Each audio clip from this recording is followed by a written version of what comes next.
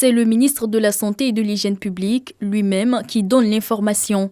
2 réseaux de faussaires qui délivraient de faux certificats de négativité au Covid-19 ont été démantelés. Ils délivraient des faux certificats de négativité à des voyageurs non testés, moyennant une somme allant jusqu'à 100 000 francs. Ce type de situation, s'il continue, pourrait mettre à mal tous les efforts que le pays a fait en matière donc, de lutte contre la Covid-19. Le ministre tape du poing sur la table. La traque est en cours à Abidjan. Des fraudeurs ou toute personne possédant une attestation illicite seront poursuivis par les tribunaux compétents.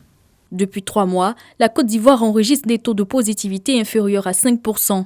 La maladie est sous contrôle avec des acquis à conserver. Et pour le ministre Aka Aoulé, pas question de régresser avec de tels agissements.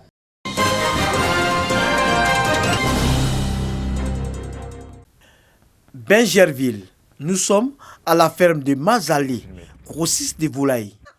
Il a vendu des milliers de poulets pendant la période des fêtes.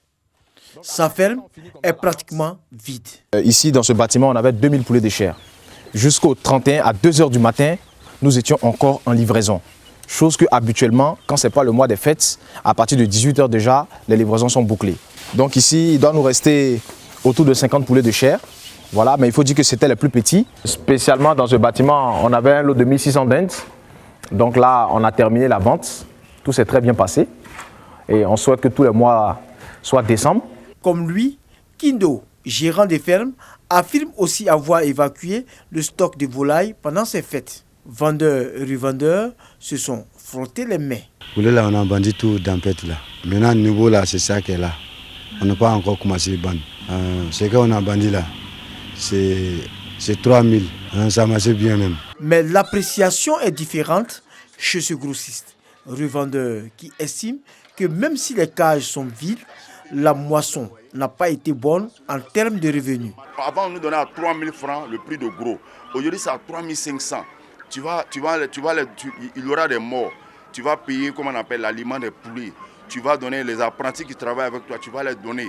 Tu vas payer ton transport, aller-retour, tout ça là. Donc quand c'est comme ça, là, vraiment, après la fête, tu t'en sors avec zéro, hein, franchement. Ce constat des cages vides, il est fait chez plusieurs vendeurs.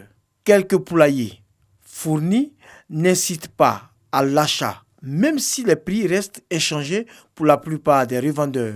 Il n'est pas le choix puisque ce matin, j'ai prévu faire un truc à mon papa. C'est le prix seulement que c'est petit. Si ça tenait qu'à moi-même, j'allais laisser. Pour payer les transports, à l'escalier, un autre, vers la Lépée, tout près ici à Benjamin, en tout cas tout est fini, à la ferme c'est vite. Nous savons que toute entreprise a été secouée par la Covid. On n'arrivait pas à vendre auprès des grossistes parce que quand il y a le coup-feu, les marchés fermaient pratiquement à 16 h. Les hôteliers, il n'y avait plus de passagers, il n'y avait plus de voyageurs, c'était aussi compliqué parce qu'aucun éleveur n'a voulu prendre le risque de faire venir des poussins. Les fêtes terminées, il faudra encore attendre 1 à 3 semaines au moins pour que les poulaillers soient ravitaillés en volailles.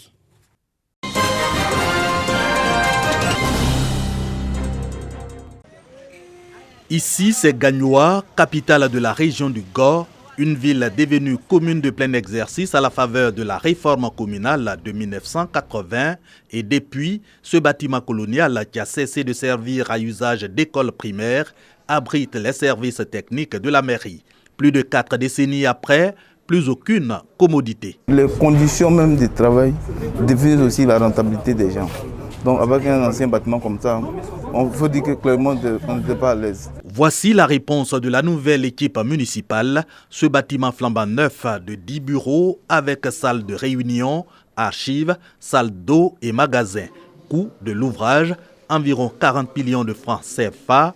Peu d'ailleurs pour améliorer les conditions de travail des agents au regard de la place stratégique de poumon dévolue à la direction technique et des enjeux de développement de la commune de Gagnoa, selon son premier magistrat. Nous avons dit chaque année une école, donc durant ces 5 ans-là, nous devons construire 5 écoles au total.